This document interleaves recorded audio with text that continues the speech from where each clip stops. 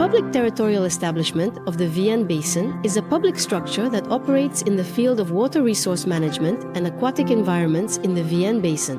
The Vienne River starts from the Millevaches Plateau in Corrèze and flows into the Loire, a main tributary, after covering about 380 kilometers. Territory landscapes diverse, 17,000-kilometer waterways cross 2 regions, 8 departments, 826 municipalities, supply 1 million inhabitants in diverse landscapes.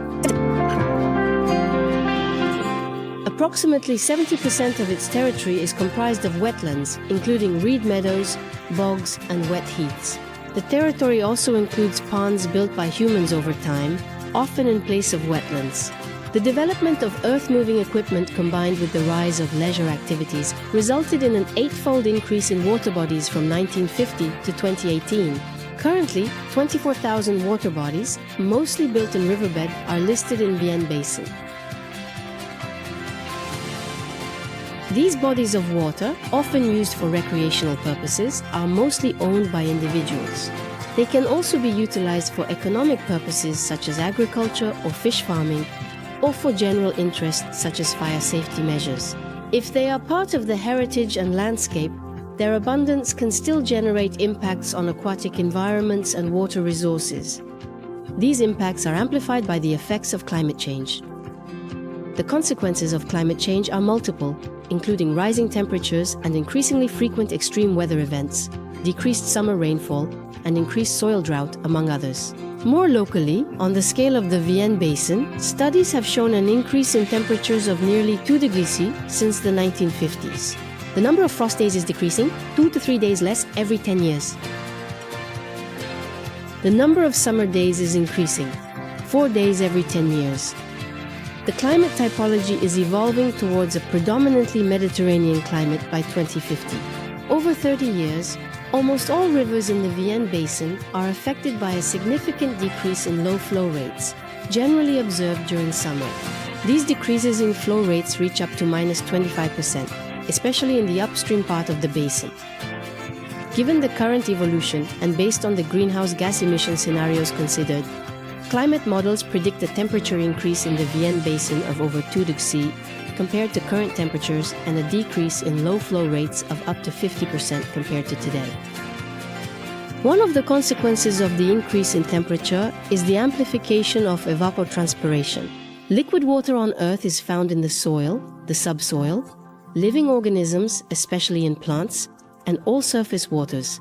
Evapotranspiration is the biophysical process by which this water is transformed into water vapor and joins the atmosphere. The principle of evapotranspiration is applicable in our everyday lives, whether it is, for instance, for the laundry we hang out or for our wet hair to dry.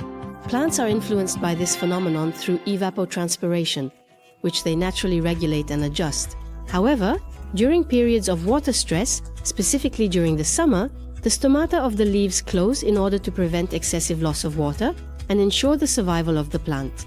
The steam perspiration decreases until it's almost zero. In the case of water retention, including ponds, it's different. Vapors transpire as long as they have water. The phenomenon persists and cannot be regulated as long as there is water on the surface.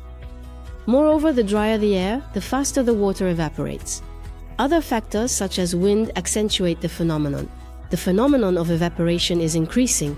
Indeed, for a pond with an area of 1 hectare, the evaporated volume is equivalent to 24 bottles of 1 liter in 1 minute, 120 in 5 minutes, and 14,400 in 1 day, considering 10 hours of evaporation per day. By 2050, climate projections predict an increase in evapotranspiration of 10 to 15% depending on the season.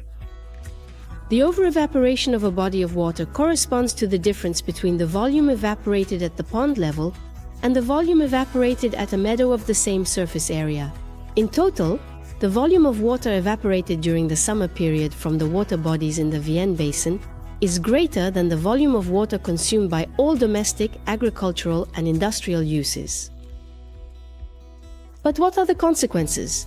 Our water resources are degraded and becoming less abundant, impacting our activities and biodiversity. Certainly, climate change is a major component of these changes, but the development choices made by humans affect the water balance. Water bodies create various impacts. The situation that follows is consistently observed. Upstream flow not conserved downstream due to volume evaporated by water body. Poor management of ponds causes other issues threatening quality of water resource, such as increase in temperature of downstream river by up to 8 degrees between upstream and downstream of undeveloped pond blocking watercourse, as well as low dilution of pollutants.